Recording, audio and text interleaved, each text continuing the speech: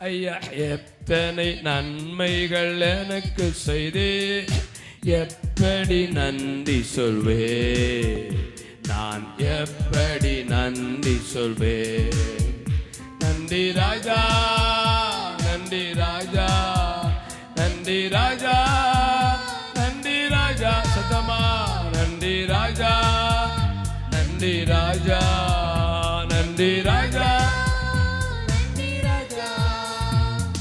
தாழ்மையில் இருந்தே தயவாய் நினைத்து தேவனே உம்மை துதிப்பேன். தாழ்மையில் இருந்தே தயவாய் நினைத்து தேவனே உம்மை துதிப்பேன். தேவனே உம்மை துதிப்பேன்.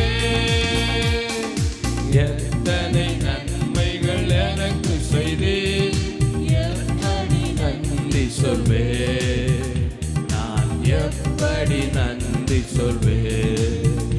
ஐயா, எத்தனை நன்மைகள் எனக்கு செய்தே, எப்படி நன்றி சொல்வே. பலவீனன் என்று பலவீனன் என்று தள்ளிவிடாமல் கரத்தால் எடுக்கத்தினே. பலவீனன் என்று தள்ளிவிடாமல் பலத்தாயிடு கட்டினே, பலத்தாயிடு கட்டினே. எத்தனை நன்மைகள் எனக்கு செய்தே, எப்படி நன்றி சொல்வே, எப்படி நன்றி சொல்வே. எத்தனை நன்மைகள் எனக்கு செய்தே, எப்படி நன்றி சொல்வே. நல்ல கையை உயர்த்தி ராஜா, நன்றி ராஜா, நன்றி ராஜா. உள்ளத்தின் ஆழத்திலிருந்து நன்றி ராஜா, நன்றி ராஜா, நன்றி ராஜா, நன்றி ராஜா. ஆண்டவரே, எங்களோடு பேசும் உடைய வார்த்தைகளை அனுப்பி எங்களை விடுவியும். அவன் கல்வியின் மானின் நாவை தார். எல்லாருக்கும் உற்சாகத்தையும் விழிப்புள்ள இருதயத்தையும் தார். நல்ல வசனங்கள், ஆவியான ஜீவனான உப்பால் சாரமிடப்பட்ட வார்த்தைகள் வெளிப்படுவதாக. ஊனையும் கணுக்களையும் பிரிக்கிற வார்த்தைகள், இருதயத்தின் எண்ணங்களை வகையிருக்கிற வார்த்தைகள் வெளிப்படட்டும். தாழ்த்துகிறோம் இயேசுவின் மூலம் ஜெபங்கள் நல்ல பிதாவே, ஆமென். உட்காருங்க. ஆண்டுடைய பரிசுத்த நாமம் மகிமைப்படுவதாக. நம் கலாத்தியர் 3ஆம் அதிகாரத்தில் சில வசனங்களை வாசித்தோம். இன்றைய தியானத்திற்கு ஆதாரமாக அதனுடைய 1ஆம் வசனத்தை ஒரு முறை மைக்கில் வாசிப்போம். புத்தி இல்லாத கலாத்தியரே, நீங்கள் சத்தியத்திற்கு கீழ்ப்படியாமற் போகத்தக்கதாக உங்களை மயக்கினவன் யார்? இயேசு கிறிஸ்து சிலுவையில் அறையப்பட்டவராக உங்கள் கண்முன் பிரத்யட்சமாய் உங்களுக்குள்ளே வெளிப்படுத்தப்பட்டிருந்தாரே. இன்றைக்கு நாம் தியானிக்க போகிற செய்தியின் தலைப்பு, தேவனுடைய சத்தியத்திற்கு கீழ்ப்படியாமல் போக பண்ண ஏன் சத்ரு நம்மை மயக்குகிறார். தேவ வசனத்துக்கு கீழ்ப்படியாமல் இருக்க ஏன் சத்ரு மயக்குகிறார் அப்படி சொல்கிற சத்தியத்தை நம்ம தியானிக்க போகிறோம். கவனிங்க. ஆமென். பவுல் அப்போஸ்தலன் கலாத்திய சபைக்கு ஒரு ஆத்தும பாரத்தோடு கடிதம் எழுதுகிறார். 3ஆம் அதிகாரம் 1ஆம் வசனத்திலே, சத்தியத்திற்கு கீழ்ப்படியாமல் போகத்தக்கதாக உங்களை மயக்கிறவன் யார்? தேவனுடைய சத்தியம் அப்போஸ்தலன் மூலமாய் கொடுக்கப்படுகலாம். கவனிங்க. ஆனா யாரோ இருந்து மயக்கிட்டே இருக்கிறாங்க. பவுல் தேவனுடைய வசனத்தை போதிக்கிறார், ஆனா கீழ்ப்படியல. ஜனங்கள் வசனத்துக்கு கீழ்ப்படியல. அப்ப பவுல் யோசிக்கிறார், நான் சரியாதான் ப்ரிப்பேர் பண்ணி தான் வசனத்தை சொல்லுகிறேன், தேவன் தருகிற வார்த்தை தான் சொல்லுகிறேன், ஆனா யாரோ இருந்து இந்த சத்தியத்துக்கு கீழ்ப்படியாம மயக்கிட்டு இருக்கிறாங்களே, யாருன்னு தெரியலையே. ஒரு இடத்துல உங்களை மயக்கிறவன் எப்படிப்பட்டவனா இருந்தாலும் அவன் தரிப்புண்டு போக கடவன். அல்லேலூயா. சத்தியத்திற்கு கீழ்ப்படியாமல் போக. பெத்தேல் மிஷன் சர்ச்சு காட்டாத்தோல இருக்கிறது. அது பழைய சர்ச் ஒன்று இருக்குது, விபிஎஸ் ட்ரைனிங் நடக்கும். அங்கே ஒரு முறை ஒரு நல்ல கூட்டம் நடந்து கொண்டிருந்தது. அந்த கூட்டத்தில் ஆண்கள் ஒரு பக்கம், பெண்கள் ஒரு பக்கம். வந்த ஊழியக்காரர் யாரெல்லாம் ஞானஸ்தானத்துக்கு ஒப்பு கொடுக்கிறீர்கள் என்று ஆல்டர்கள் கொடுத்தார். அநேகர் எழும்பினாங்க, ஆண்கள் பெண்கள். அதே ஆண்கள் பக்கத்தில் ஒருவர், நிறைய பேர் எழுமிக்கிறார், ஒருவர் நின்னார். அதை பார்த்தவர் சொன்ன சம்பவம். இப்போ இங்கிருந்து அந்த சகோனுக்கு ஒரு சிக்னல் கொடுக்குறாங்க. அவர் திரும்பி பார்க்கிறார், உட்காரம் கீழே, நீர் ஞானஸ்தானம் எடுத்தா நான் தூங்கி சாவேன். என்ன சாவேன்? சர்ச்சுக்குள்ள. அப்ப இவங்களை மயக்கிறது யாரு? சாத்தான் யாரை கொண்டு மயக்கிறான்? மனைவியை கொண்டு. ஆறா நடந்துட்டு இருக்கு. அவர் ஆமென் தொடப்பட்டு ஞானஸ்தானம் எடுக்க எழுப்பி நிற்கிறாரு.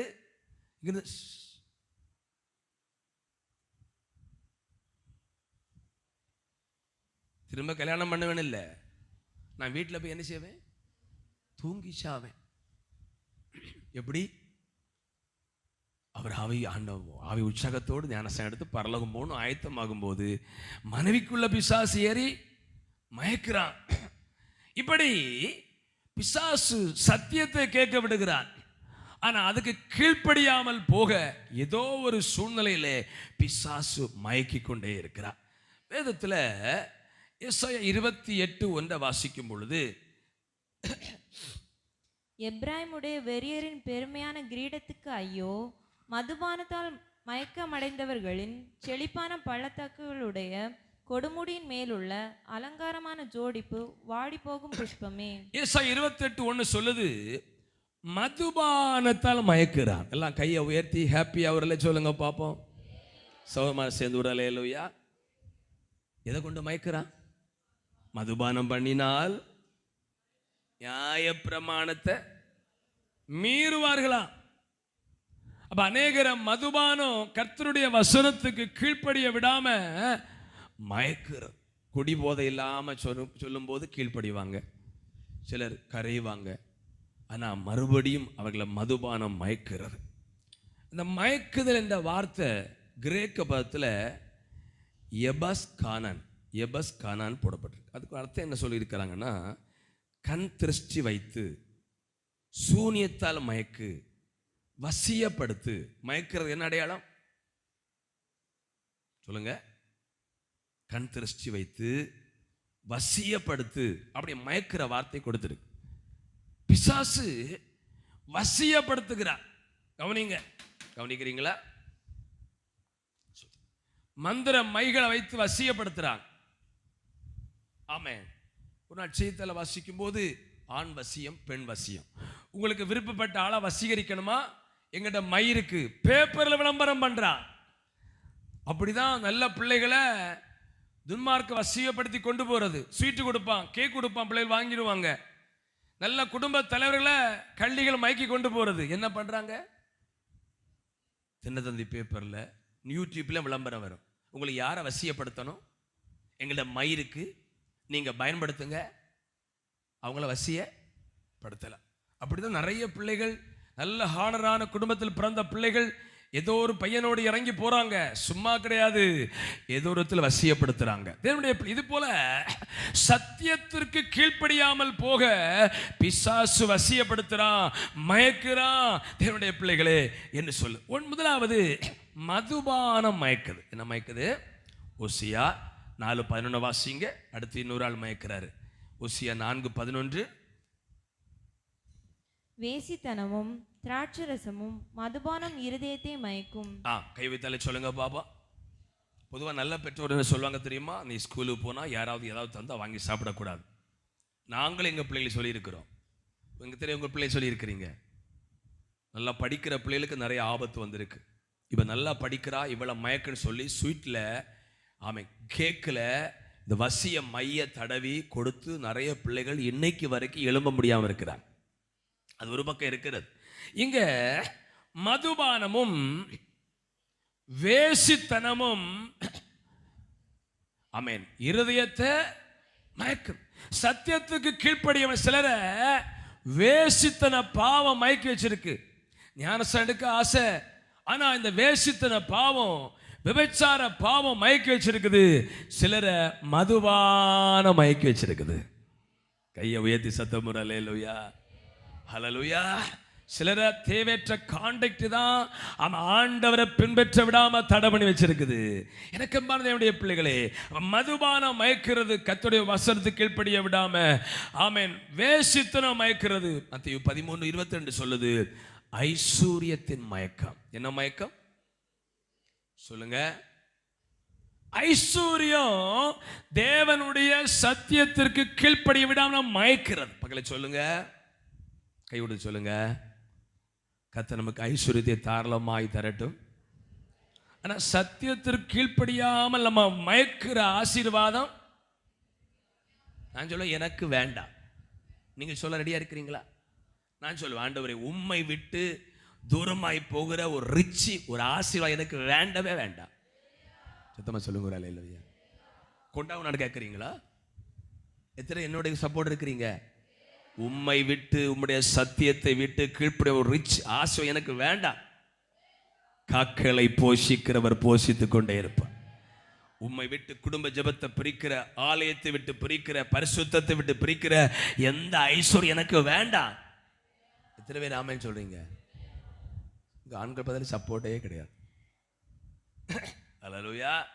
ஒருவர் இப்படி ஒரு காரியம் சொன்னார். ஒரு சகோதரி நல்லா ஜெபம் பண்ணாங்களாம், ஆண்டவரே வசதியிலேயே வாய்ப்பிலேயே ஆசீர்வதிங்கப்பா. ஆண்டவர் ஒரு மாடு கொடுத்தாரா? என்ன கொடுத்தாரா சொல்லுங்க? என்ன கொடுத்தாரா? பசுமாடு கொடுத்தாரா? ஆண்டவரே இந்த சாணம் எல்லாம் குறைஞ்ச விலை கேட்கிறாங்களே, இந்த சாணத்தை வச்சு கிருஷி பண்ண ஒரு வயலு தாங்க ஆண்டவரே. வயலும் கொடுத்தாரா? இப்போ குடும்ப ஜெபம் போச்சு, ஏன்னா வயல களபிடுங்க போறது. உபவாச ஜெபம் போச்சு, வயல உரம்போட ஆளு நிக்குது. ஞாயிற்றுக்கிழமை கூட்டம் போச்சுது, ஏன்னா உழுகிறவன் சொன்னா ஞாயிற்றுக்கிழமை எனக்கு லீவ். அடுத்து அப்பப்பம் களபிடுங்கிற வேலை. ஏன் உபவாசத்துக்கு வரல? வயல்ல தண்ணி இல்லை, வயல்ல பார்க்க போனேன். சத்தமா சொல்லுங்க அல்லேலூயா. ஆண்டவரை விட்டு நம்ம பிரிக்கிற ஒரு ரிச் வேண்டாம். இங்கிட்ட ஒரு சத்தம் வரல. எத்தனை தைரியமா இருக்கிறீங்க? அதான் பைபிள் சொல்லுது, நான் ஐஸ்வர்யம் அடைகிறதுனால் தேவன் யார் என்று சொல்லாதபடிக்கு அண்டனுள்ள படி எனக்கு அளந்து தாரும். அல்லேலூயா. ஐஸ்வர்யம் மயக்கிறது. கவனிங்க, நம்ம குடும்ப ஜெபத்தை எந்த காரியம் தடை பண்ணக்கூடாது. நான் ஒரு திருமண வீட்டில் போயிருந்தேன். எங்கள் ஃபேமிலி ஒரு திருமணம் நடந்தது. சிஎஸ்ஐ திருமணம். குலசேகரத்தில் ஒரு மண்டபம் இருக்குது. அது எங்கே இருக்குது? ஆமாம், மெயின் ரோட்டில் இருக்குது. அந்த திருமணம் நடக்கும்போது சிஎஸ்ஐ பாஸ்டர் மெசேஜ் கொடுத்தார் புது தம்பதிகளுக்கு. ஆமேன். கல்யாணம் எல்லாம் நடந்துட்டு இனி பயங்கர விருந்து வீடு. மைனி, அக்கா, தாத்தா எல்லாம் விருந்துன்னு போய் கூட்டத்தை முடக்கப்படாது. அந்த பாஸ்டரை ஒரு முறை இங்கே பள்ளியாடி கூட பார்த்தேன். ஹைட்டாக இருப்பார் சிஎஸ்ஐ பாஸ்டர். அவர் சொன்னார், நான் ஒரு வீட்டுக்கு விசிட் பண்ண போனேன், வீடு விசிட்டிங். அந்த சகோதரி இடக்கூட்டம், ஞாயிற்றுக்கிழமை கூட்டத்தெல்லாம் கரெக்டாக வருவாங்க. ஆனால் ஒரு நாள் அடிக்கடி இப்போ வரல. அப்போ நான் கேட்டேன், ஏன் சகோதரி கூட்டத்துக்கு வரல? அவங்க சொன்னாங்க, பிள்ளைகள். அப்படி சொன்னாங்க. பிள்ளைகள்னா டியூஷன் போகிறாங்க, அப்படி இப்படின்னு சொன்னாங்க. அடுத்து வீட்டுக்காரருக்கு வேலை டிரான்ஸ்ஃபர் கிடைச்சது. அப்படியா? அவர் சொன்னாராம், ஒரு காரியம் செய்ய, இப்போ ஒரு ஜெபம் பண்ணுறேன், பிள்ளைகளையும் எடுக்கவும் வேலை எடுக்கவும் ஜெபம் பண்ணுறேன் அப்படி சொன்னாராம் சிஎஸ்ஐ பாஸ்டர். எல்லாரும் சொல்ல முடியாது, கொஞ்சம் முதுகெலும்புள்ள ஆளுதான். அந்த அம்மா சொன்னாங்களா, சாரி பாஸ்டர், இனி ஒழுங்கா கூட்டத்துக்கு வருவேன், பிள்ளை எடுக்க ஜெபம் பண்ணண்டா, புருஷனுக்கு வேலை எடுக்க. அப்ப ஆண்டவரை தேட எதையும் சாக்கு போக்கு சொல்லக்கூடாது. ஒரு சொல்லுங்க பார்ப்போம். அப்ப ஐஸ்வர்யம் மயக்கம். அடுத்து 2 தீமோத்தேயு 2:26 சொல்லுது, பிசாசுடைய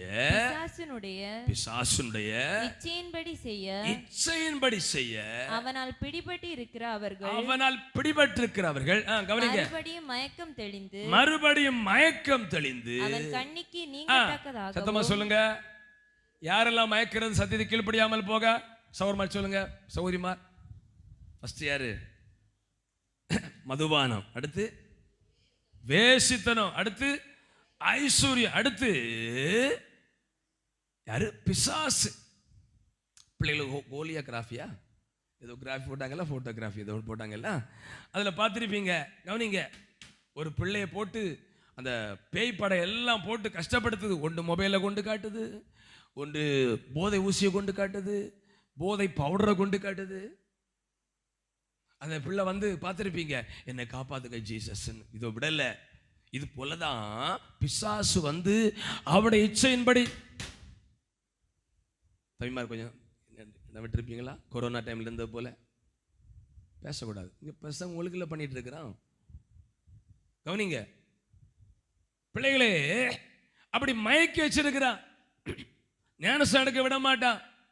மொபைலை வச்சு மயக்கி வச்சிருப்பான். சிலருக்கு மொபைலை எடுத்தா, ஒரு ஊழியக்காரர் சொன்னார், ஆமேன், சில பிள்ளையுடைய முகம் இரவிலே பிரகாசிக்கிறது. அபிஷேகத்தால் அல்ல, மொபைலுக்கு வெளிச்சத்தில். அல்லேலூயா. சில பிள்ளைகள் தலையோடு மூடிட்டு உள்ள மொபைல் பேசி மெசேஜ். ஏன்னா சாத்தா மயக்கிட்டான். மறுமுனையில் ஏதோ ஒரு தொடர்பு வச்சு மயக்கிட்டான். ஃபுல்லா SMS, ஹாய் ஹோய். சோத்ரா, ஒன்று மட்டும் சொல்றேன், சாத்தா நம்ம மயக்க கூடாது. அவங்க மயக்கம் தெளியணும் அப்படின்னு பைபிள் சொல்லுகிறது. கையை தலை சொல்லுங்க பார்ப்போம். வேசித்தனை மயக்கிறது, பாவைச்சைகள் கர்த்தருடைய வசனம் கீழ்ப்படியாம மயக்கிறது. அவன் மொபைல் போன் மயக்கிறது, சாத்தா மயக்கிற, ஐஸ்வர்யம் மயக்குது, மதுபானம் வேசித்தனை மயக்கிறது. ஏன் தெரியுமா? இப்படி எல்லா வழிகளை பிசாசு வேத வசனத்தை கீழ்ப்படிய விடாம, திருவிருந்து எடுக்க விடாம, ஞானசம் எடுக்க விடாம, கர்த்தரை சார்ந்து கொள்ள விடாம, பரிசுத்தமாய் வாழ விடாம ஏன் மயக்கிறான் தெரியுமா? சத்தியத்தை கீழ்ப்படியும் போது அதுல பெரிய ஆசீர்வாதம் இருக்கிறது. ஒன்றை வாசிங்க, அதுதான் நம்ம இன்னைக்கு தியானிக்க போகிறோம். யோவான், ஏன் சாத்தான் மனுஷனை மயக்கிறான் சத்தியத்தை கீழ்ப்படியாமல் போக? யோவான் 8:32, சத்தியத்தையும் அறிவீர்கள், சத்தியம் உங்களை விடுதலையாக்கும் என்றார். சத்தியத்தையும் அறிவீர்கள், சத்தியம் உங்களை, பிள்ளைங்க சொல்லுங்க, சத்தியத்தை கீழ்ப்படிஞ்சா அறிஞ்சா என்ன இருக்கு? வாயத்தனை சொல்லுங்க பிள்ளைகளை. விவிஎஸ் பாயிண்ட்ல பேசணுமா? என்ன இருக்கு சொல்லுங்க பிள்ளைகள். சத்தியத்துக்கு கீழ்ப்படிஞ்சா, சத்தியத்தை அறிந்தா அதுல ஒரு பெரிய விடுதலை இருக்குது. எத்தனை ஏற்றுக்கொள்ளுகிறீங்க? பைபிளை கருத்தாய் படிக்க படிக்க, வேத வசனங்களை ஊழியக்கார பிரசங்கிக்கும் போது ஸ்தோத்திரத்தோடு கேட்க கேட்க சரீரத்திலே ஆவியாத்தில் ஒரு பெரிய விடுதலை வருகிறது. ஊழியக்கார தலையில கை ஜெபிக்க வேண்டிய அவசியம் இல்லை. இங்கு ஜெபம் நடத்தி கொண்டும் போதே கர்த்தர் அற்புதங்களை செய்கிறார். தேவனுடைய பிள்ளைகளே, சத்தியத்துக்கு ஏன் சாத்ரு கீழ்ப்படியாம மயக்கிறான்னா, இவங்க சத்தியத்தை அறிஞ்சா, சத்தியத்துக்கு கீழ்ப்படிஞ்சிட்டா இவங்க வாழ்க்கையில் ஒரு பெரிய விடுதலை வந்துடும்.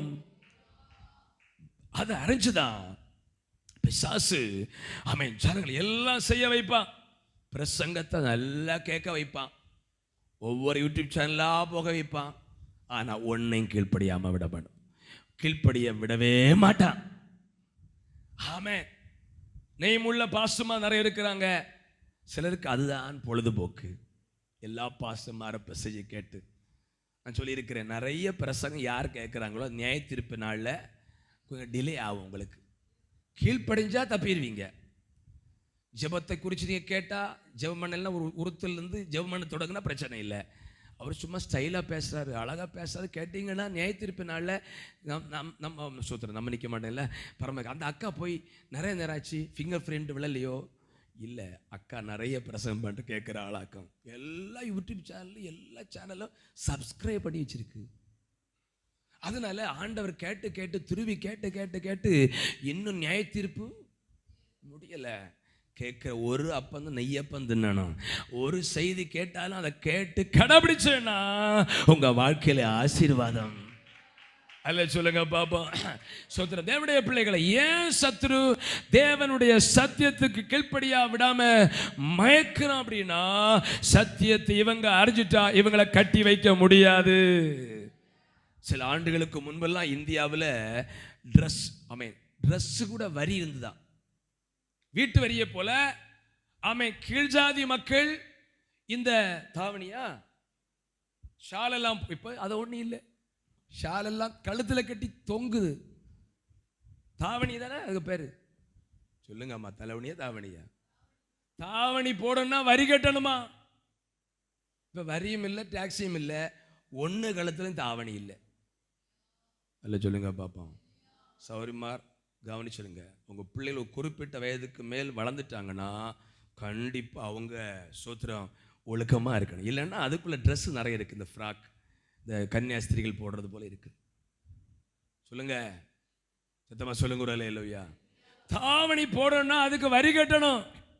உயர் ஜாதி மக்கள் வச்சிருந்த சிஸ்டம் அதெல்லாம் இன்றைக்கு கிறிஸ்தவம் பைபிள் வசனம் இந்தியாவுக்கு வந்ததோ எல்லாம் உடைக்கப்பட்டது.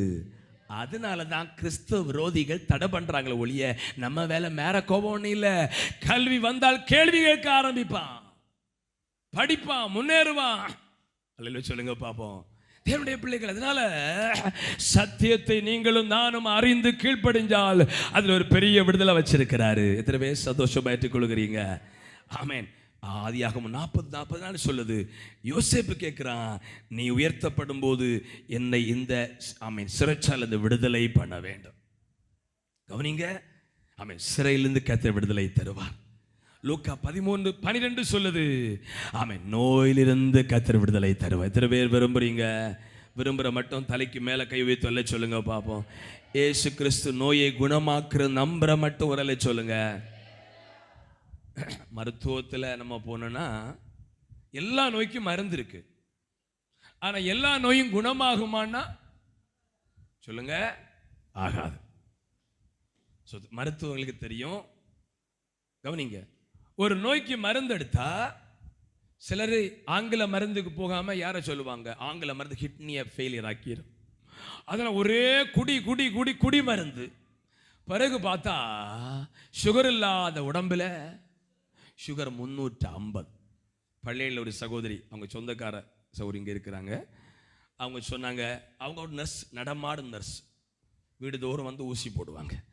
அவங்க சொன்னாங்க, ஒரு மருந்து குடி மருந்து குடித்தேன், வீட்டுக்காரர் நல்லா சொன்னார் குடிக்காத குடிக்காத. நான் குடித்தேன், அன்னையிலிருந்து வந்த சுகர் 375 வேகம் குறையாம இன்னைக்கு கஷ்டப்படுத்திட்டே இருக்கு.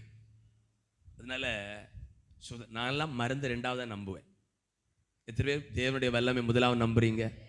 கர்த்தர் விடுதலையாக்கினார், குமாரனாகிய கிறிஸ்து விடுதலையாக்கினால் மெய்யாகவே விடுதலை. என் சரீரத்தில் நிறைய பலவீனத்திலிருந்து நான் சோத்திர கிருபையினால விடுதலையாக்கப்பட்டிருக்கிறேன். அதனால ஹாஸ்பிட்டல் நம்ம இருக்கிறோம், தப்பு இல்லை, மருந்து வாங்க போகிறோம். சோத்திர நல்ல ஃபேமஸான டாக்டர்னா ஒரு தாயார் இங்கே இருக்கிறாங்க, இஎன்டி டாக்டர் ஐஸ்வர்யா டாக்டரை பார்க்க 11:30 மணி ஆச்சான், இரவு 11:30 மணி. சோதரா அவ்வளோ தூரம் வெயிட் பண்ணி நம்ம ஜெபம் பண்ணுவோமா?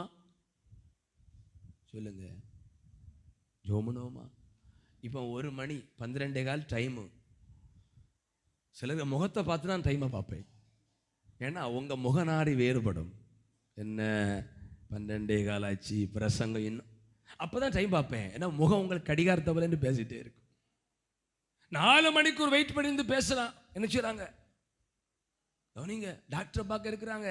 தேவனுடைய பிள்ளைகளே, சோத்திரம். சில சொல்லுவாங்க, பாஸ்டர் எங்களை நீங்கள் எவ்வளோ தூரம் பிரயாணம் பண்ணி வரண்டா, வீட்டில் நல்லா ஜெபம் பண்ணுங்க. அதுவும் நல்லதான். போனால் 5 நிமிஷம் ஜெபம் ஐசி ரூமில், வீட்டில் 1/2 மணிக்கு ஜெபம் பண்ணால் அது பலன் செய்யும். அல்லேலூயா. ஆகினால கர்த்தர் சரீரத்தில் சுகத்தை தருவார். ரோமர் 6:12 சொல்லுது, சத்தியத்துக்கு கீழ்ப்படியாமல் ஏன் மேய்க்கிறான் தெரியுமா? சத்தியத்துக்கு கீழ்ப்படிஞ்சிட்டா ஒரு பெரிய விடுதலை வருகிறது. ரோமர் 6:12 சொல்லுது, பாவத்திலிருந்து விடுதலை தருகிறார். ரோமர் 6:22 வாசிங்க. 6:22 ரோமர். இப்பொழுதும் நீங்கள் பாவத்தினின்று விடுதலையாக்கப்பட்டு தேவனுக்கு அடிமைகள் ஆனதினால் பரிசுத்தமாகுதல் உங்களுக்கு கிடைக்கும் பலன் முடிவோ நித்திய ஜீவன். கவனிங்க, ஏதாவது இதில் விடுதலை தர்றாரு சத்தியத்தை அறியும் போது. பாவத்து ஒரு குறிப்பிட்ட காரியத்திற்காக ஒரு சவுண்டு பேசிட்டு இருந்தேன். அவர் சொன்னார், எனக்கு பேர 3 குண்டர் சட்டம் இருக்கு, கேஷ் இருக்கு. அப்போ அவர் சொன்னார், நான் பாளையங்கோட்டை சிறையில் நான் இருந்தேன். இந்த ஊரில் ஒரு தம்பி அங்கே இருந்தார். அவரை பற்றி பேசிட்டு அந்த சௌரி இறந்துட்டாரு, சொன்னவர் உயிரோடு இருக்கிறார். கவனிங்க. அப்போ அவர் சொன்னாரு, அங்க ஞாயிற்றுக்கிழமை ஒரே ஜபம் தானா? எங்க? சிறைச்சாலைக்குள்ள. நான் கேட்டேன், எப்படி? 3 நாள் பாஸ்டர்ஸ் வருவாங்க, கொட்டு கிடையாது, பக்கெட்டை வச்சு கொட்டடி.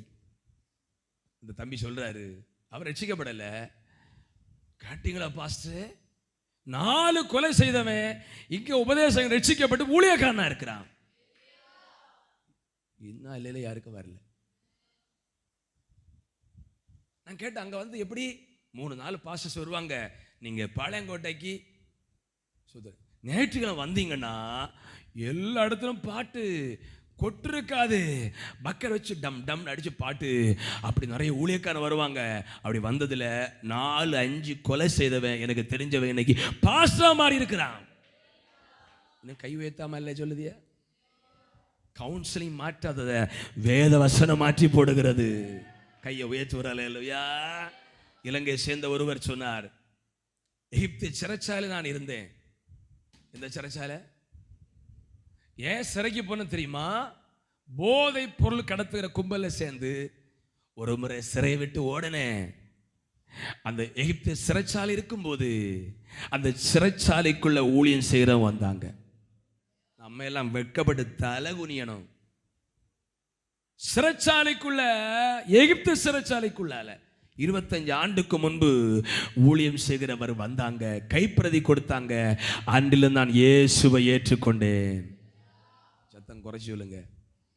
வசனம் எங்கெல்லாம் கிரியை செய்து பாருங்க. சத்தியத்தை அறிந்தார், கைப்பிரதியை படிச்சு ரட்சிக்கப்பட்டு சிறையில் எகிப்து சிறைச்சாலைக்கும் கர்த்தருடைய வசனம் தேடி போகிறது. ஆகவே எனக்கம்பார்ந்தவருடைய பிள்ளை, சத்தியத்தை அறிஞ்சா அதை மனப்பூர்வமா ஏற்றுக்கொண்டால் உங்க குடும்பத்தில் ஆவியில் ஆத்துமா சரீரத்தில் விடுதலை கத்த தர்றாரு.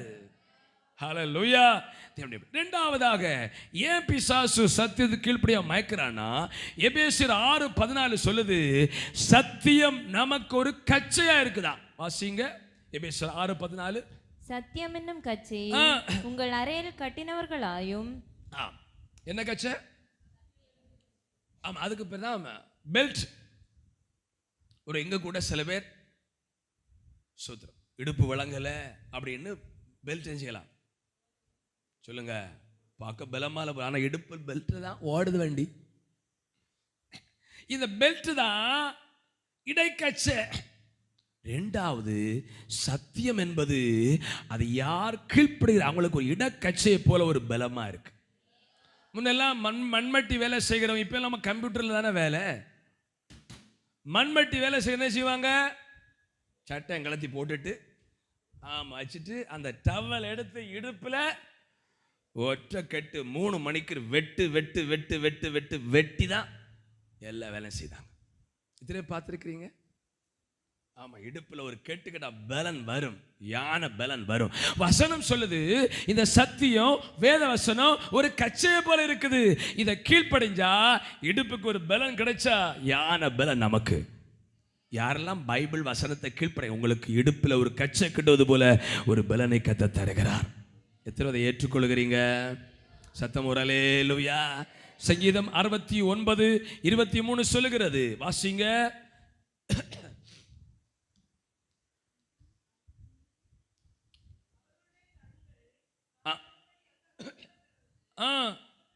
சாரி 66:23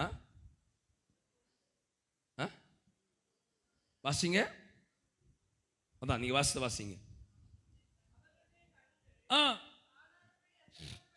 கடவுது இடுப்புகளை எப்போதும் தள்ளாட பண்ணும். கையை வைத்தாலே சொல்லுங்க பார்ப்போம். இடுப்பு தள்ளாடுதுன்னா இப்போ டிஸ்க் ப்ராப்ளம் சொல்லுவோம், அப்படிதானே? சுத்திரம். குறுக்கு வலின்னா நமக்கு வயசு போக போதான் குறுக்கு வலின்னு. இந்த சின்ன பிள்ளைய பார்த்து பாட்டியை தாத்தா குறுக்கு வலி சொன்னா என்ன குறுக்கு வலி? 50 வயசை தாண்டும்போ குறுக்கு வலி என்னன்னு தெரியுதா தெரியலையா? பாருங்க, இடுப்புகளை இதுல ஒரு பலனை கத்த வச்சிருக்கிறார். அது போயிட்டா என்ன செய்யும் சொல்லுங்க? பைபிள் சொல்லுது, தரியு ராஜா எல்லாம் மதுபானம் பண்ணி அப்படியே தேவாலயத்து பாத்துல மதுபானம் பண்ணி இருக்கும்போது ஒரு வார்த்தை, இது மெனே மெனேத கேளுபார்சின். அந்த வார்த்தை கேட்ட உடனே இடுப்பு கட்டு விட்டது, கால்கள் தள்ளாடிட்டு. ஆனா அதே போல வசனத்துக்கு கீழ்ப்படிஞ்சா இடுப்பின் கட்டு விடாது, இடுப்பு உறுதிப்படுத்தப்படும். எத்தனை ஏற்றுக்கொள்ளுகிறீங்க? கீழ்ப்படிய நிறைய வேத பகுதி இருக்குது. அது கீழ்ப்படிஞ்சிங்கன்னா உங்களை இடுப்புகளை தள்ளாட பண்ண மாட்டார். உங்களை இடுப்புக்கு ஒரு உறுதியை தருவார். ஆமென், ஸ்தோத்திரம். கவனிங்க, உறுதியை தருவார். இறக்கம் பாருங்க தேவனுடைய பிள்ளைகளே.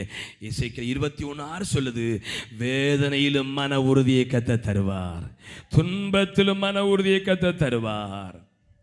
ஆமென், ஆமென். யோபு ரெஃபரன்ஸ் நான் சொல்றேன், கவனிங்க. சொல்லலை, உம்முடைய பாருங்க ஒரு வசனம் இருக்குது. ஸ்தோத்திரம், போற விட்டுருங்க. அவன் மன உறுதியை தருவார். கைகளை போய் தொல்லை சொல்லுங்க பாப்போம். சரி, ஏன் சாத்தான் சத்தியத்துக்கு கீழ்ப்படியாம தள்ளாட பண்றான்? அவன் மயக்கிறான், சத்தம் வசீகரிக்கிறான். சொல்லுங்க. ஏதேன்ல என்ன சொன்னா? எவாளே அந்த மரத்தை பாரு, இந்த மரத்தை பாரு, இந்த மரத்தை பாரு, கலர் கலரா இருக்கு. அந்த மரத்தை பாரு, கலர்ஃபுல்லே கிடையாது. அல்ல சொல்லுங்க பாப்போம், சத்தமா சொல்லுங்க ஒரு அல்லேலூயா. இப்போ எல்லாருமே வர்றது கலர்ஃபுல். என்ன ஃபுல் சொல்லுங்க? ஆகாரம் கலர்ஃபுல், எல்லாம் கலர்ஃபுல், ட்ரெஸ் கலர்ஃபுல். ஸ்தோத்திர. ஆமா, ஆண்டவர் சொன்னார் கலர்ஃபுல்லா பார்க்காத, உள்ள இருக்கிற நன்மையை பாரு. மயக்கிறான். பார்ப்பதற்கு அழகும் புத்தியை பறிச்சா பாருங்க, பறிச்சு சாப்பிட்டு சொல்லுங்க புருஷனுக்கு கொடுத்து அவனும் சாப்பிட்டான். அதான் என்னைக்கு இவ்வளவு கஷ்டப்பட்டு கொண்டிருக்கு. அவன் நம்ம சச்சோர் ஐயா பலவீனமா இருக்கிறார். ஐசி ரூமுக்கு நான் போனேன். அங்க இருக்கிற ஹார்ட் ப்ராப்ளம், அவருக்கு சின்ன ஒரு ஹார்ட் ப்ராப்ளம். அங்க பார்த்தா ஒருத்தரம் படுற கஷ்டம். ஃபேஸ் மேக்கர் வைக்கணும். நான் ஒரு நாள் இது பண்ண போது எத்தனை லட்சம் மக்கள் ஃபேஸ் மேக்கரோட தீக்கிறாங்களா? அல்லேலூயா. பாருங்க, நிறைய பேர் கிட்னி சேர்க்க, குடலை சேர்க்க. இனி மனுக்குலாம் இனி எப்படிதான் உலகத்தில் பல்ல மாத்துவது போல எல்லாம், கண்ணுக்கு லென்ஸு, பல்லுக்கு பல்லு, சிறுநீரகம், அது எல்லாம் சேர்க்கையா? அல்ல சொல்லுங்க பார்ப்போம். நான் யோசிப்பேன், இனி ஒன்று தலைமுறையெல்லாம் எப்படி வாழப்போகுதோ. எல்லாம் சின்ன வயசுல பழுதடைகிறது. கவனிங்க தேவனுடைய பிள்ளைகளே, அவன் தேவனை, அவன் சத்தியத்தை கீழ்ப்படியும் போது ஒரு விடுதலை வச்சிருக்கிறார். ரெண்டாவது, சத்தியத்தை கீழ்ப்படியும் போது ஒரு உறுதியை ஆண்டவர் தர்றார். எவ்வளவு தூரம் நீங்க வேதத்தை நேசிச்சு படிக்கிறீங்களோ உங்க இடுப்புகள் தள்ளாடாது. எந்த பிரச்சனையிலும் உறுதியை கர்த்தர் உங்களுக்கு தருவார். சரி, மூன்றாவது, ஏன் சத்தியத்தை கீழ்ப்படியாம மயக்கிறான்னா, யோவான் 17:15 சொல்லுது. கவனிங்க, யோவான் பிள்ளைங்களை பைபிள் புரட்டுங்க பார்ப்போம். யோவான் 17:17 சொல்லுகிறது, உம்முடைய சத்தியத்தினாலே அவர்களை பரிசுத்தமாக்கும், உம்முடைய வசனமே சத்தியம். போதும். உம்முடைய சத்தியத்தினாலே அவர்களை பரிசுத்தமாக்கும். பக்கத்துல சொல்லுங்க, கைவிட்டு சொல்லுங்க. நீங்க பைபிளை நேசித்து படிக்க படிக்க, செய்திகளை விசுவாசத்தோடு கேட்க கேட்க உங்களுக்கு பரிசுத்தம் பெருகிட்டே இருக்கும். அப்ப சத்தியத்தை கீழ்ப்படிஞ்சு என்ன வந்துடும்? சத்தமா சொல்லுங்க. என்ன அது? பரிசுத்தம் என்ன? அது என்ன? தேவன் சிநேகிக்கிற பரிசுத்தம். ஆண்டவர் ஒவ்வொருடைய வாழ்க்கை என்ன விரும்ப தெரியுமா? எல்லாரும் பரிசுத்தரமா இருக்க வேண்டும். சுத்தம் விரும்பும் சுத்த ஜோதியே, விரும்பா அசுத்தம் யாவும் போக்குமே. சுத்த, நல்ல கை கொடி பாடுவோம். ஜோதியே விரும்பா அசுத்தம் யாவும் போக்குமே. பாவினேச பாவினானையா, தேவ இரக்கம் செய்ய மாட்டீரோ. பாவினேச பாவினானையா, நல்ல கை கொடி. தேவ இரக்கம்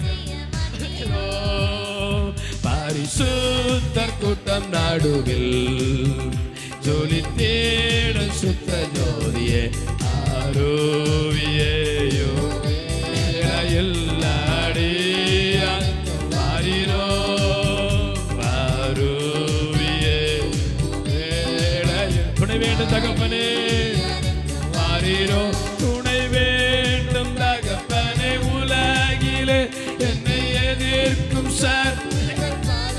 உண்டு துணை வேண்டும் தகப்பனே உலகிலே என்னை எதிர்க்கும் சக்திகள் பல உண்டு என் ஜீவ இல்லை என்கிலோ பரிசுத்தம் என எழுதோ என் ஜீவ இல்லை என்கிலோ பரிசுத்தம் என எழு நல்ல கையா செய்துரலேலுயா சொல்லுங்க ஒருவ கூட சொல்லுங்க பரிசுத்த சத்தியத்துக்கு கீழ்ப்படிஞ்சா உங்க வாழ்க்கையில பரிசுத்தம் பெருகிக்கொண்டே இருக்கு. பரிசுத்தத்திற்கு மட்டும் அளவே இல்லை, போதும்னு சொல்லவே கூடாது.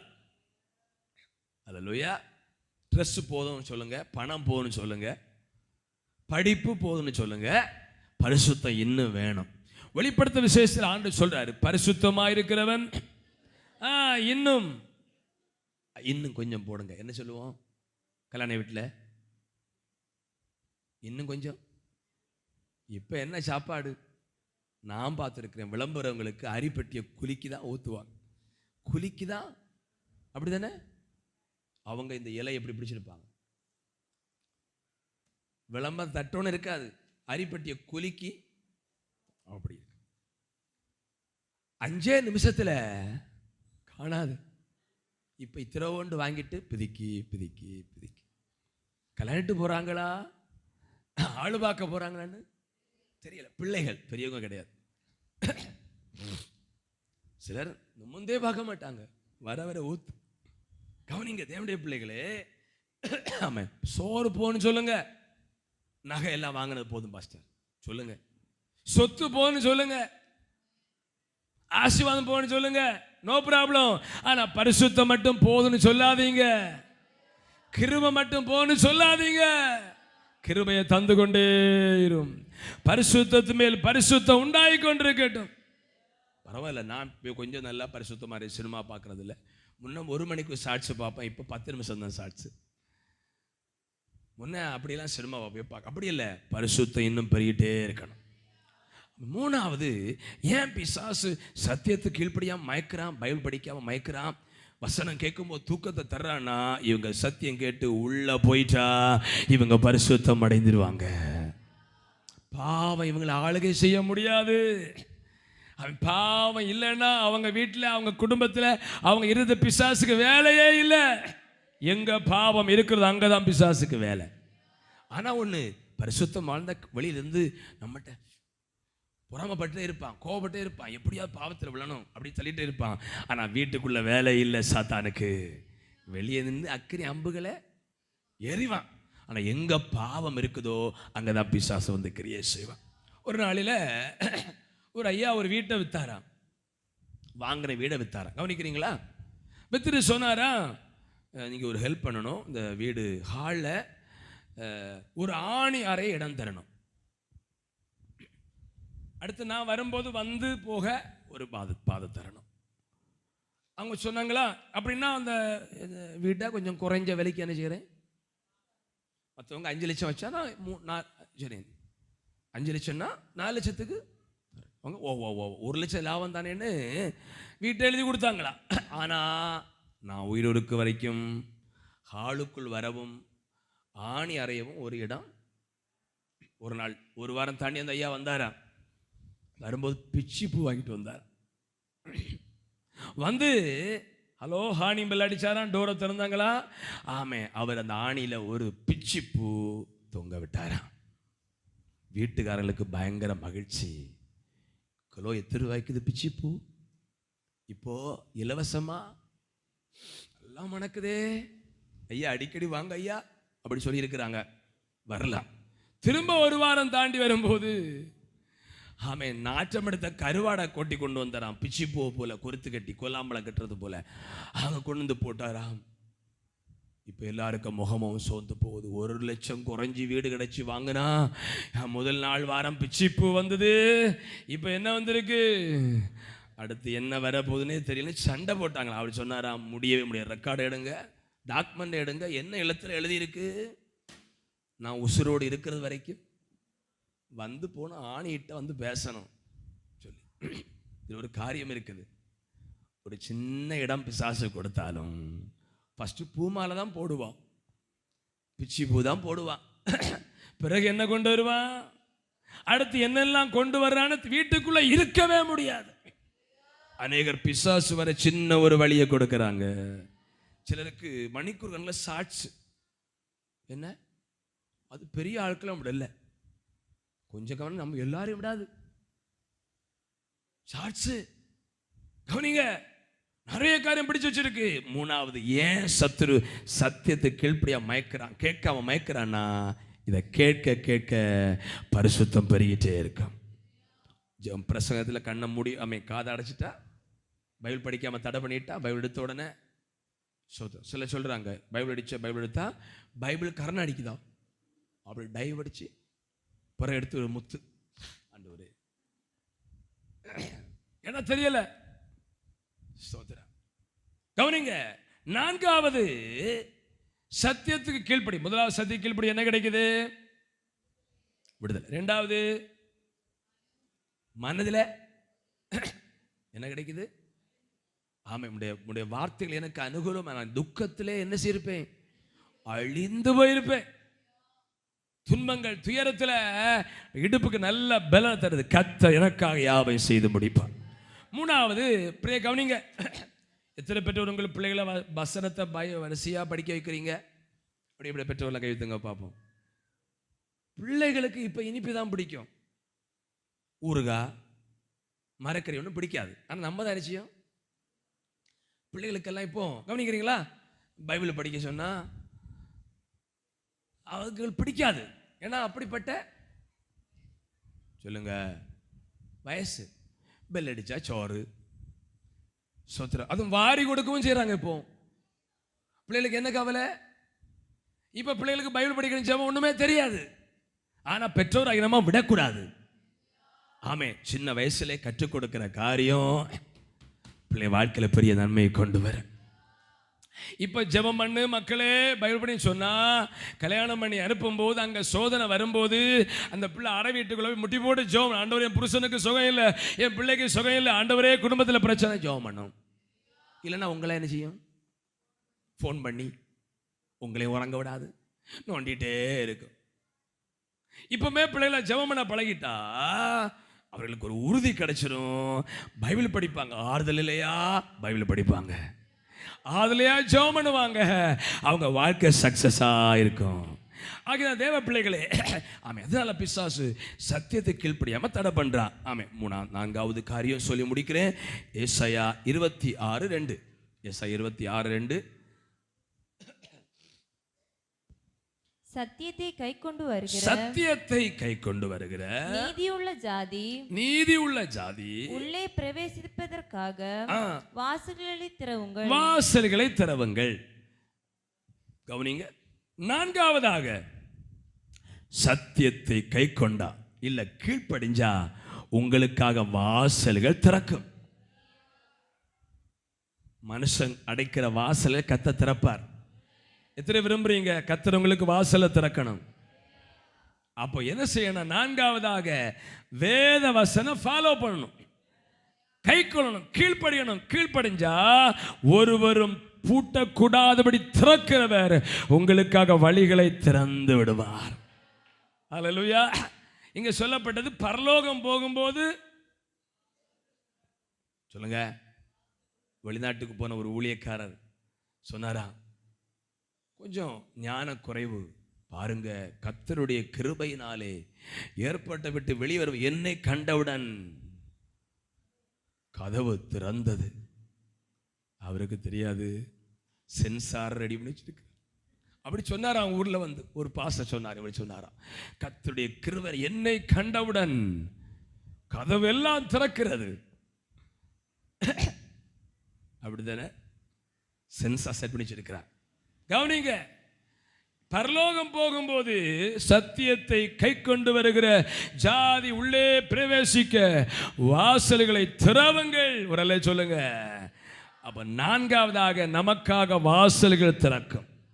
யார் அடைச்சாலும் அந்த வாசல் அடைக்கப்பட்டிருக்காது. எரிகோ வாசலை கத்த திறப்பா. அதுக்கு தேவை நான் நம்புற ஒரு காரியத்தை சபைக்கு சொல்றேன். நான் என்ன நம்புவேன் தெரியுமா? ஜெபம் பண்ணி எல்லாம் தட்டி பறிக்க முடியாது. சில நன்மைகள் அவன் கர்த்தருடைய வசனத்துக்கு கீழ்ப்படிஞ்சதான் கிடைக்கும். வெள்ளிக்கிழமை அந்த வார்த்தை சொன்னேன். அவன் நாகமான ஒருத்தர் இருந்தா, அவன் குஷ்டரோகி, லெப்பசி, குஷ்டரோக வியாதி வந்து பாளையத்துக்கு புறம்பே இருக்கணும். அவன் வீட்டில் ஒரு வேலைக்கார பெண்மணி இருக்கிறா, அவ அடிக்கடி பார்க்கிறா. அப்படிதானே? ஸ்தோத்திர. பாருங்க, நம்ம கால் ஒரு விலையின இருந்தா நிச்சயம் கையில் இருந்தா அரைகை போடுற ஆளும் ஃபுல் கை போடுவோம். ஏன்னா வெளியே இந்த நாகமான உடம்பை மறைச்சு மறைச்சு திரிகிறான். ஆனா குஷ்டரோகம் வந்து பரவிட்டே இருக்கும். இப்போ அந்த சிறுபன் சொன்னதின்படி எலியா வீட்டுக்கு போறார்.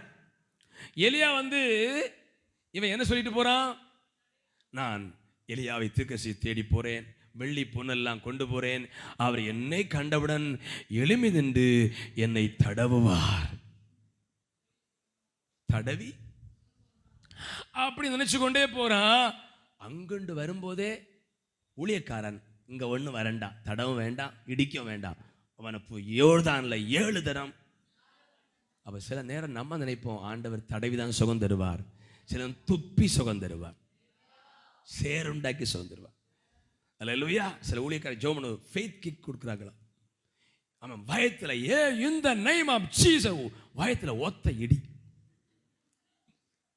சுகம் ஆகுதா. இடிபட்டு கட்டிக்கிறது தெரியல, எப்படியோ ஹீலிங் நடக்குது. ஃபெய்த் கிக், அது பேர் கிக் சொல்லுங்க. வெளிநாட்டவர் ஊழியக்காரங்க, இந்த name of I touch Jesus, ஒத்த இடி வயத்துல. இவன் சொல்றான் ஆண்டவர் ஆமென் ஊழியக்காரனை தடவி சுகம் தருவார். இவன் சொல்றதெல்லாம் ஆண்டு சொல்றாரு. மற்றவங்க நினைக்கிறான் தடவி தடவின்னு சொல்லிட்டு வர்றான். நீ ஒரு காரியம் செய், தடவ வேண்டாம், இழுக்க வேண்டாம், நேர யோர்தானுக்கு 7 தரம் போய் ஸ்நானம் பண்ண. இவ்வளவு கேட்ட உடனே கடும் கோபம் கொண்டு போறான். இருக்கிறது என்னத்தை சொல்லுங்க? நான் மனைவி கொள்ளாம போல இருக்கு, வீட்டுக்குள்ள இடம் கொடுத்துருக்கு, அப்படிதானே? பிள்ளைகளும் கொள்ளாம போல இருக்கு, கடும் கோபம் கொள்றான். ஊழியக்காரங்க சொன்னாங்க, சார் சார் சார். என்ன சார்? சாருக்கு பேர் என்ன? நாகமான் சார், கொஞ்சம் கீழ்ப்படிங்க. இவ்வளவு பெரிய காரியத்தை சொல்லியிருந்தா கீழ்ப்படிவீங்களே. யோர்தான்ல போய் 7 தடவை ஸ்நானம் பண்ணி சொன்னா, நீங்க ஏன் அப்படி கேளு? அப்படி மனம் இறங்குறான் பாருங்க. அவங்க ரிக்வெஸ்ட் பண்ணி கேட்டதுனால மறுபடியும் போகிறான். எத்தனை முறை எண்ணிருப்பானா? 1 2 3. நம்மள அப்படித்தானே? 4 நேரம் மாத்திரைக்கு ஒரு தினம் சாப்பிட்ட உடனே காய்ச்சல் குறைஞ்சா, வலி குறைஞ்சா பார்ப்ப இல்லை, முங்கி முங்கி பார்க்குறான். 6 முறை ஹீலிங் ஆகல. 7வது முறை முங்கி எழும்பும் போது சிறு பிள்ளையின் மாம்சத்தை போல மாறி. அப்படின்னா இந்த குஷ்டரோகம் வந்து பார்த்துருப்பீங்க, விரல் எல்லாம் அழுகி போகும், கட்டையாகும், முகம் எல்லாம் வித்தியாசமாகும், அந்த தழும்புகளை இல்லாம சின்ன பிள்ளையின் மாம்சத்தை போல மாறி. 4வதாக கர்த்தருடைய வசனம் கீழ்ப்படியும் போது வாசல்கள் திறக்கும், நோய் குணமாகும், பிரச்சனைகள் மாறும். ஆகவே வசனத்தை எத்தனை பேர் டெய்லி வசனம் படிக்கிறீங்க? அவங்க மட்டும் கைவித்துங்க பார்ப்போம். பெரியவங்க சின்னவங்க டெய்லி, பிரதர்ஸ் நான் டெய்லி ஒரு அதிகாரம் வாசிக்காமல் நித்திரைப்பேன், அப்படியோட கைவித்துங்க பார்ப்போம். பிள்ளைகள் எல்லாம் படிக்கிறீங்களா? ஏன்னா இதை நம்ம படிக்க, இதை வாசிக்கிறவனும் கேட்கிறவர்களும், இதில் எழுதியிருக்கிறத கை கழுகிறவர்களும். எத்தனை பெற்றோர் பிள்ளைகளை பைபிள் படிக்க வற்புறுத்துறீங்க சொல்லுங்க? சின்ன பிள்ளைகளை நம்ம பிள்ளைகளுக்கு ஆகாரம் கொடுக்கும்போது எவ்வளோ கஷ்டப்படுறோம், அப்படித்தானே? முன்ன இல்லை, அலந்து திரிவாங்க சாப்பாட்டுக்காக. 9 10 பிள்ளைகள் இருப்பாங்க. இப்போ சாப்பாடு வேண்டாம், அப்போ என்ன செய்வாங்க? எங்கள் பிள்ளைகளை வளர்க்கும் ஞாபகம் வச்சிருக்கு. ஒரு ஐயா வருவார், அவர் ஐயா பெக்கர் ஒரு வருவார். ஜீசஸ் போல முடி வளர்த்திருப்பார், தடிகம்பை கொண்டு வருவார். அந்த நேரம் தான் இங்கே சாப்பாடு பிள்ளைகள் கொடுக்குற நேரம். அவர் நிற்பார், அவருக்கு பைசா கொடுத்து திருத்த வச்சிருக்கோம். அவர் சாப்பிடு இப்போ கொண்டு போயிரு அப்படி சொல்லுங்க, பிள்ளை சாப்பிடுவான். அப்படி தானே? இப்போ எல்லாரும் மொபைல் ஃபோனை காட்டி கொடுக்குறாங்க. அது எந்த பெற்றோர் பிள்ளைகளுக்கு மொபைல் ஃபோனாக கொடுக்காம இருக்கிறாங்களோ நீங்கள் பாக்கியவான்கள். ஆனால் கஷ்டம், டிவியை காட்டி கொடுங்க, மொபைல் ஃபோனை நிறைய இடத்துல பார்க்குறேன். சோத்திரம் 2.5 வயசு ஆச்சோ தெரியல, அது போட்டு நோண்டி நோண்டி. ஆனால் அம்மா ஹாயா ஜாலியாக அடுத்த ஃபோனில் விளையாடிட்டு இருக்கு. கண்ணு எனத்துக்கு ஆகும், அதுவும் பிரைட்னஸ் குறைவாட்டா வச்சா ஃபுல்லாக அட்ராக்டிவாக இருக்கணும். கவனிங்க. ஆமென். 4வதாக சத்தியத்தை கை கொண்டால் ஆமென் உங்களுக்கு வாசலை கத்த திறப்பார். எத்தனை விசுவாசிக்கிறீங்க? பரலோக வாசல் உங்களுக்கு திறக்கும். திரும்ப வர வேண்டிய அவசியம் இல்லை. இந்த உலகத்தில் உங்களுக்கு வாசல் திறக்கும். கத்த தம்முடைய நல்ல பொக்கிஷசாலையாகிய வானத்தை திறப்பார். ஆமாம். ஜெபம் பண்ணி மட்டும் எல்லாம் தட்டி பறிக்க முடியாத விசுவாச பிள்ளைகளே, இதிலிருந்து ஜெபத்தை மட்டும் நம்புறவங்க வேதத்தை படிக்க ஆரம்பிங்க. வேதத்தை படிப்பது மட்டுமல்ல, அதை ஃபாலோ பண்ண ஆரம்பிங்க. உங்க வாழ்வுக்கு கர்த்தர் வழிகளை திறப்பார். ஒருவரும் பூட்டக்கூடாத வழிகளை திறப்பார். எக்ஸாம்பிளாக எரிகோ கோட்டையை அன்னைக்கு உடைச்சவர். அங்கே ஒரு பிரச்சனை இருந்து உள்ளே போக முடியாது, வெளியே வர முடியாது. அதோட முடிஞ்சது. சில ராஜாக்கள் எழும்பி கட்ட பார்த்தாங்க. கர்த்தர் யோசோகுனு சாபம் கொடுத்தார். கட்டில் வைக்கும்போது கல் போடும்போது இது நடக்கும். ஒருத்தன் கட்டினா வாழ்க்கை முடிஞ்சு அதோடு கட்டு நிறுத்தி விட்டார்கள். இல்லை, ஒருவேளை ஆண்டவர் ஜெபித்து உபவாசித்து வழி திறந்துட்டு பாஸ்டர் சந்தோஷமா இருக்கிறோம், ஆனால் மறுபடியும் சாத்தான் வழிகளை அடைக்கிறான்னு சொல்லி இங்கே நீங்கள் ஒருவேளை யோசித்து கொண்டிருந்தால் கதை சொல்ற இந்த பைபிளை நேசித்து படிங்க. எந்தெந்த பகுதி நம்ம கீழ்ப்படியவில்லையோ அந்த வார்த்தைகளுக்கு அப்படியே கீழ்ப்படிங்க. கர்த்தருங்க வழிகளை தர. படிக்கிற பிள்ளைகளுக்கு நான் சொல்கிறேன், உங்களோடு இருக்கிற பிள்ளைகள் கெட்டவங்களா இருக்கலாம், ஆனால் நீங்கள் வேதத்தை ஃபாலோ பண்ணால் கல்விக்கான வழியை கத்த திறப்பார். படித்து முடித்த பிள்ளைகளுக்கு சொல்கிறேன், உங்கள் வேலைக்கான வழிகளை கத்த திறப்பார். ஏன்னா நாம் பிரசவிக்கிற இயேசு வழியை திறந்தால் யார் அடைக்க முடியாது. எழும்புவோமா? நம்ம ஜெபம் பண்ண போகிறோம். Thank you Lord, thank you Lord, thank you Lord. எரிகோ மதிலும் முன்னே வந்தாலும் இயேசு எந்தன் முன்னே செல்கிறார். முன்னே வந்தாலும் இயேசு எந்தன் முன்னே செல்கிறார். கலங்கிடாதே, திகைத்திடாதே, துதியினால் இடிந்து வீழும். வெளியே போற பிள்ளை சீக்கிரம் உள்ள வாங்க பிரேயருக்கு. நன்றியால் துதி பாடு, நம் இயேசுவை நாவால் என்னும் பாடு. நன்றியால் துதி பாடு, நம் இயேசுவை நாவால்